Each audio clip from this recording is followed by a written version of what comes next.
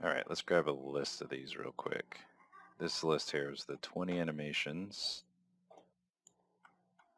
that we have for Unreal, or we'll need to recreate for Unreal rather. Because right now these are being made in Houdini, which of course that workflow isn't working out for us as well. Not because there's anything wrong with Houdini, but because working inside of Unreal just makes it a little bit easier for us. Okay, so if I play this, I think right now it's set to the first one, and it's going to be really slow. So it's doing a physics sim. I'm trying to see what this... I think we run to frame... Actually don't remember. Do we do frame 120? I want to say we go to frame 120. So that's the frame, or that's animation 0, which is just move forward. And it actually is moving the ship forward. And so this is the base simulation here, where we're just fetching the transforms. But then we do some more stuff, like we lock the movement. And so if we play this version here, then we get that little tilt. And maybe you're familiar with this already, like you've kind of seen the ship move. Right. So in the game, like in the Unity version, we roll up to 120 and then we ping pong it back and forth and we get this bob effect here. You can kind of see some of the things are more physical than others. Like these guys are pretty loose and they dangle. You see them swinging in the wind. The neck sort of jolts to one of the sides, and the wings, they move around a little bit. And so those constraints were very time consuming to set up, but we managed to get something reasonable. So for the flag, it's a stiff brick until you combine the prevent movement and a cloth sim, which they call it vellum. So it's a vellum simulation. So now we get this guy and run it through, and it'll be the same, but now we have this like dynamic cloth motion here. And so Unreal has its own solution for that. And so I think, we don't have to totally lose it, but I did struggle to keep it looking correct because it's still a part of the physics sim. So it's taking data from this motion and trying to, you can kind of see how it's tugging like crazy here. Because in order to make the ship move, I had to set a certain mass to it and apply a force.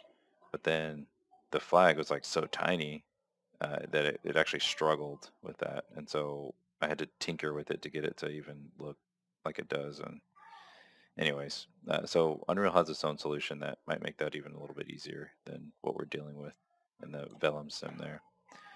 Okay, so all of that is in the first animation. So like really, ultimately we set up all this stuff and then we just hit play and we export it. And that's how we get the animations out. Previously they were VAT animations. That's not super important right now, but so we switched to 1. And if I look at that reference that I just created for myself, so 1 is move right. So we come here and let's do, so there's some settings here. You can see set point attribute, W to turn up. So this is a W, I think, is a physics parameter. So it's like a velocity. Or maybe W is torque, I think. Yeah, W might be torque. So anyway, this will turn us right. And then by how much, you can kind of just see these values here. And so that will, when we roll through these numbers here, which, hold on, it's actually in reverse order. So this 0, 1, 2, 3. So right now we're at 1. So you can see this line is solid. That's the one that's going to run through. We can just hit play and take a look at it. So then this is turn right. Yeah, I think it's just torque. So it's like applying a physics twist. And that's how we're getting our right turn. And then you get the whole, all the stuff just kind of pans out. It took forever to set all this up. So, if we go the procedural route, I think we'd be running into those same kinds of obstacles. So this wasn't a handmade animation, and it's kind of neat. But yeah, like I don't know. That's the kind of drawback, is that you have to set up a lot of constraints. So these are the constraints, and it probably could be done more efficiently, but each one of these like gray boxes here, um, I had to look at each bone and then assign it to a point and then give it a distance in some cases and a strength. It just depended on the type. So like there's hard constraints, and then there's soft constraints. And so you want to like set a soft constraint distance. And so initially I just let it be algorithmic. So I just said, hey, like whatever the base model setup is, just use that as the rest length. And so there wasn't a lot of thought that went into that. Some of them I think are manually modified to be better. And then some of them are even given like a different bone distance. And so it was a lot of, each bone was manually tweaked. This one's a slider, so it behaves differently. Like it's allowed to slide on some axis. And I remember having a hard time getting that figured out. There's a lot of random work in there that I had to tinker with. So once you get it set up in here in Houdini, then you have to go inside the DOP network, and you'll see the same structure in here, and so it correlates.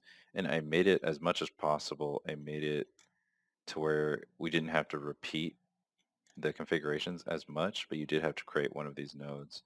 And then you could sit here and mess with the settings a little bit. So like this $OS allowed it to find the right parameter name, but you can see just how tedious this was to get set up. And then we have to uh, do some alterations depending on the direction as well. So it, yeah, it was a lot of work.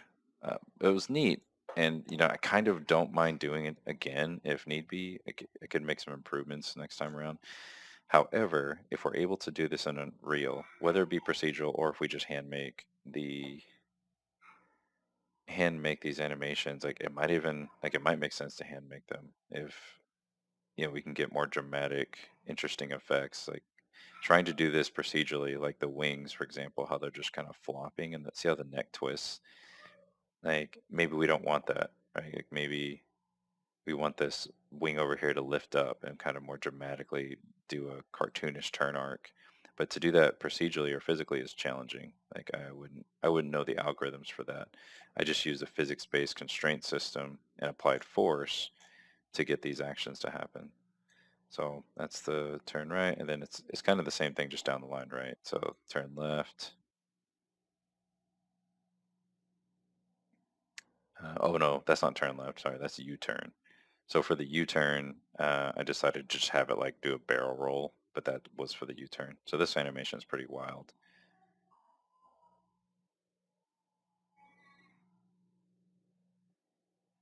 Let me pause or stop this simulation. Okay, and it takes a long time, so I'll just cut it off so we don't have to watch the whole thing. And go all the way down here and just look at this one. So you get like a kind of more clean look. Yeah, so see this thing flipping around, and that's our U-turn, which, for the swan I just, did a barrel roll, but how that would actually pan out in the game, it might not even work, right? Like I never did a U-turn animation in the game. We have left turn, we have right turn, and the ships can turn around, like some of them. So it's like applicable. Sometimes mods also can make a ship perform a move it otherwise shouldn't be able to. So we would need some kind of animation to show like, oh yeah, the ship can turn around. So that's what I chose for this one, was have a barrel roll.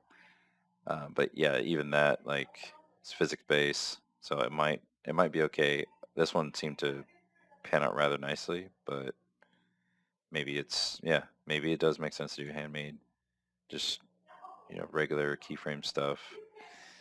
Let's see, what else is there? 3, that's the left turn. 4 is going to be bump front. Okay, so let's get into the damage. So bump front. So what we have here is we're getting bumped in the front of the ship. So we're like crashing into something like a building or another ship even, and it's a kind of a minor collision, so I just call it bump. And so yeah, we'll just, I think I simulated 120 frames. So it goes bump. Now, we also reuse this animation bump for recoil. So whenever a gun is fired and it's firing in the forward direction, then we would also play the bump forward, and that actually works out really nicely. The recoil looks really, really good uh, with the same bump animation. So that's the bump animations, and we have one for not every 8 directions. We only do 4 directions for the bumps. So I go here. Let's look at this. Can I get to stop there? So this is bump. I think it's bump right. Yeah, so it's bump right. And then there's like bump left, which is basically the opposite. And so then there's bump back or bump rear. That's 6 here. So let's look at that. I kind of wish it was a little faster for the sake of the video, but I probably could do some speed ups, but oh well. It's, so there's these bump backs. Now, those are really minor collision animations. And we want to look at the sync ones. So same thing, we only do 4 sync animations. So if they get hit in the front-ish area, we can kind of decide like, okay, that was mostly a frontal hit or this was mostly a side hit, and we can then play the animations pseudo-randomly as we see fit. And then even, we could make more. There's nothing saying that there only needs to be 4, but I think there needs to be a minimum of 4, for one for each side. So let's see if it's 8. Here we go. Yeah, it's like running all this auto UV and junk. Okay, so what just happened there is there's 2 parts of the simulation for this to work. There's the rest of the body that doesn't get destroyed, that does not undergo an RBD simulation. So this is just going to be one body and its physics-based and all of that. There's some parts that are no longer connected, and so they're just going to fall even. And so this is a frontal destruction simulation, and it's just the physics part. It was pretty neat. It looks great, like in the engine when it's fully shaded, which we got all this wired up in Unity. I'm tempted to spin it up and run some of those sims. But all right, so that's only half of the issue though. So we actually have to look at the, where is it? There's a piece, I think it's this VAT sync front. Yeah, I think it's maybe this guy. Yeah. So we have to do a second export of this other object, and so this is an RBD object, and it's different because you have to basically fragment it using this material fracture, and once you have the material fracture, then you can apply force to it, and it just kind of scatters in different ways. So it smashes into the front of the ship there, and then we get our wonderful destruction animation. And we've seen this, like I kind of have this in our little website poster piece, like this kind of destruction going off over and over again. So that was really fun to make, but to get it to wire up here and get it in the game engine, well, we have to now export 2 assets, and then I had to make a custom VAT animation controller to harmonize these 2 animations simultaneously in the middle of gameplay, and that was a lot. So yeah, if there's a way to I imagine the workflow would be entirely different from within Unreal. So like this frontal destruction, then we have one from either side, which conceptually do the same thing. It's taking a while to bake because it's having to rerun a physics sim. So you'll see on the side, we did the same thing. We race the wing, and then we will apply let's go to this guy. We create a fractured version of the wing, and then we smash it into the side of the ship and get that destruction.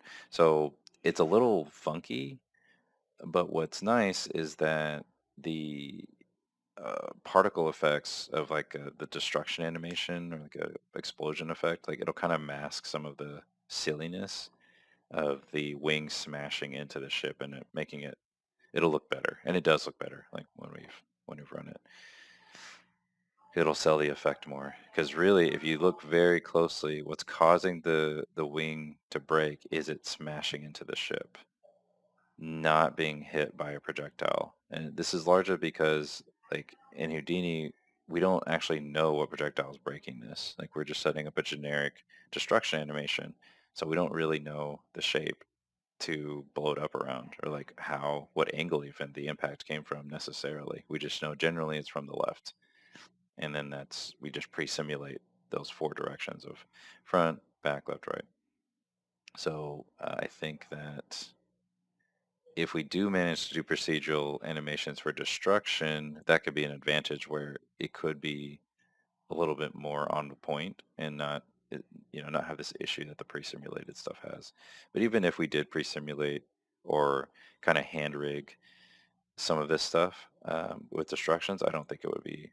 We could still sell the effect just fine. Let's see, what else is there? So the sync animations. All right, and then we have hits animations, which for whatever reason I put them at the end. Oh, that's why I put them at the end. I put the hit animations at the end because these ones have the each 8 direction. So it starts at 12, and there's a video for this already that I posted in the channel, but here we go. All right. So the hit animations are in between the bump and the destruction.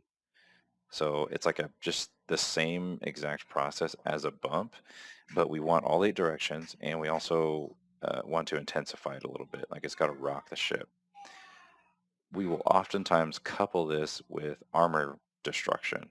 So we don't know what armor is going to be customized on the ship, and so this Houdini simulation just worries about the core model. Later, there are cases where we have armor, and let me see if I can find.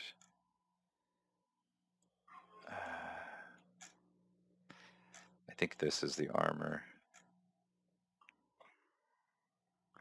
Let me see. So what was that, a frontal hit? Yeah, hit bow. Okay, so we do hit bow, and then let's turn on this guy. Okay, yes, perfect. All right, so what we have here, and actually let me invert this. Let's get a solid view on the armor, and then let's get a little shadow view there. Okay, so we do a hit bow. If there's armor, and if it's wooden, it'll look like this. And we have the same kind of algorithm going where it just bangs against the ship and busts up into pieces because it's already been broken by a VBD fracture. So that works pretty good. The armor destruction stuff, I think is a really simple problem to solve. Within Unreal, we can basically just say, hey, break, and apply some force, and that's all there is to it. We just socket it to the ship, and so that it doesn't have to be super complex. It's really just the same as like attaching custom equipment to a character, and then on a certain trigger, we just blow it off. Um, there's a bit of a problem with our armor design, which is kind of an aside from the animation. I was thinking of just letting it be an inconsistency in the world, and we just don't worry about it. But effectively, this armor is shaped to fit on the hull, and however nicely snug it may be, you can't layer it easily. So I could layer a second one on top of it. Maybe there's 2 layers, but then there are some cases where we have 3 or 4 layers of armor, and then that's not to mention mods. So whenever people start modding the game, we don't actually know how many layers of armor are possible. I think I drew out a support in our little circle shader that it'll visibly try to show like 7 layers before it shortens them, or maybe it will do like 4 or 5. So either way, the cards will allow multiple layers, but the graphics won't. So I was thinking we'll just leave it at 1, and even if a missile blows off the layer and you still have a layer underneath, well, next time it renders and you see it flying around, it'll still have its armor on because it technically still does have armor at that angle. And that's kind of a graphical aside that, but for the simulation, you would see it blow off a chunk, and you could think that maybe the crew tacks it on real quick, or I don't know, something like that. We'll just kind of let it go. But this frontal animation for getting hit isn't meant to take the ship down. It's just meant to rock the boat, quite literally. And that is the remainder of all these other animations. So 19 through, I'm sorry, 12 through 19. And so then this one is hit port bow, so it goes all the way around the ship. And so if we look at 16, that's stern. And I'm referring to this like image I'm looking at here. Let me see. I'll just bring it up again. So I'm looking at this image here to just kind of reference. Let's see. It takes a while for Houdini to do things. I really love Houdini. It's so good, useful. Like it enabled me to make it all in one place. When it came to getting it into the game engine, that was also possible. It just the workflow, from a teamwork perspective, it's hard to manage. There, let's hit play here and let it simulate some frames. So yeah, we'd definitely keep using this tool to like learn all this again, but Unreal has alternatives that are pretty effective too. So if we can go that route, it makes sense too. Okay, so that should be enough to kind of get the idea. Yeah, so that is the simulation stuff here and kind of the direction it goes in. The direction that I'm thinking the animation needs to go in order for us to get this part done with the combat and stuff. We can probably, like in the card frames, we can probably just use like the forward animation and they can kind of bob up and down. So whatever, we can reuse a lot of these animations. We don't have to make a animation for every specific situation, like weapon firing, recoil. Like we just reuse bump. We'll use bump for when ships bump into each other, and we'll use hit for harder bumps, and just all of that. So that's kind of the idea. I tried to imagine up a simple set of animations for this turn-based game that would service all our needs for the ships. And then the guns are even simpler because they don't have all of that. So let me pause and I'll bring up Unity and we'll look at it in Unity. Okay, fortunately I still have Unity installed. I didn't think I would uninstall it, but I was kind of afraid I did for some reason. I forgot about the slow boot up. It's something both Unreal and Unity take a really long time to just like boot up. Unreal does it for the shaders. Unity does it for unknown reasons. This would happen all the time. Like sometimes it would take like 10 minutes. But it seems to like need to re-import every asset. Like just sometimes. I don't know what triggers it. I haven't opened it in a while, so I can maybe see why in this case. Maybe some cache got purged. But yeah. Oh, here we go. All right, so here's our old kind of menu here that we're not using anymore. Just let me make sure this runs play mode. Okay, cool. Yeah, so this is an old menu we're not using anymore. It is similar to the Unreal one, but it was still working through the look dev and all of that, so very old. Okay, let's go to the other scene. I never finished this scene out. There should be one that has a animation, test VAT controller, I suppose. Okay, so let's run this guy. Hopefully it just runs. I don't have to do any fixing.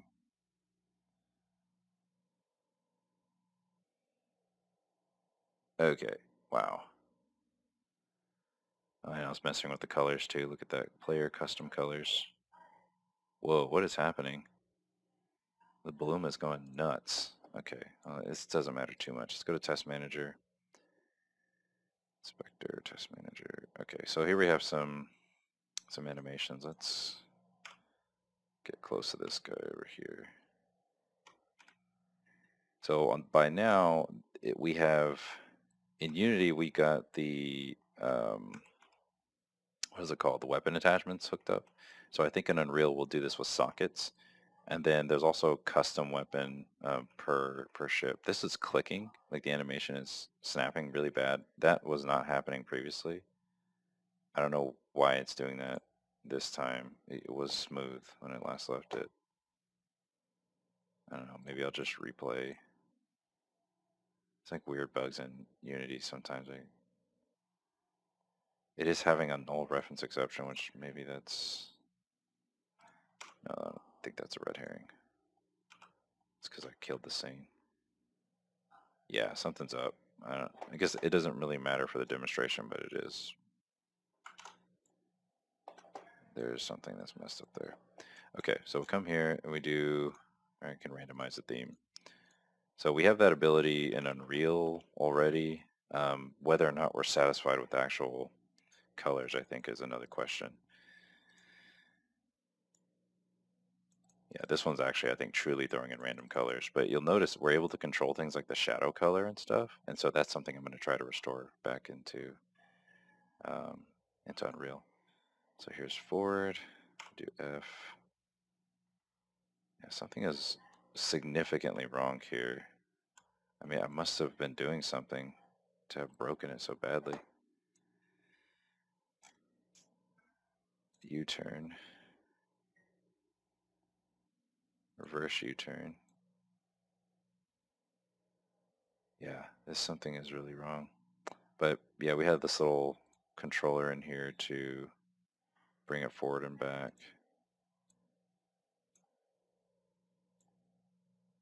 Yeah, this is truly, truly bad. What the heck happened? Oh, goodness. Its turn. Man, I had just like recorded all those videos and stuff too, and then we first hit turn. Okay, launch no up. Oh, okay. This almost seems like an old version of the code base because there was other ones for, let's see, invoke.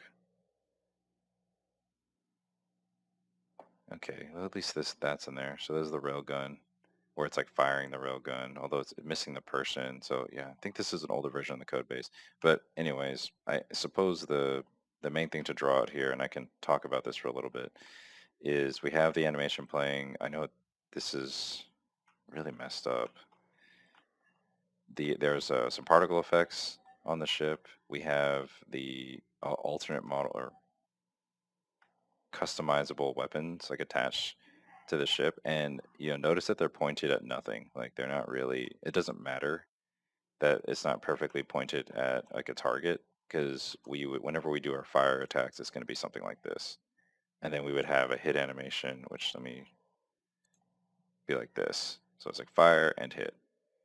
So and depending on the angle that they're firing from, it can change. I don't think I have any made for this, but it could change how the fire happens. And then let's see. Definitely like so now it's getting hit from the back because I'm saying stern. If I want to get hit from the side, port. That's the wrong trigger. That's an evade.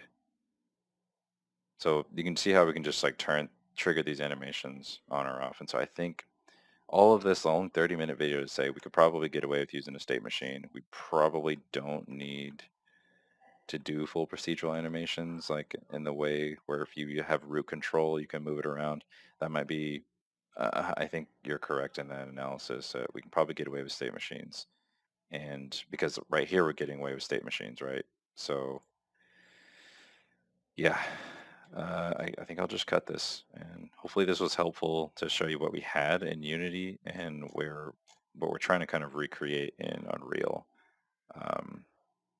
This was fun to make. I regret how damaged it is. So the turning of black, that was on purpose. I was going for a kind of anime dramatization where the background color, this whole speed line thing, like was more dramatized, and like I think the weapon itself changes colors too. No, it takes the weapon color, applies it to this speedline background, and it focuses in on the weapons. That's kind of the idea there. And so we change the material of the ship to black to make it go away.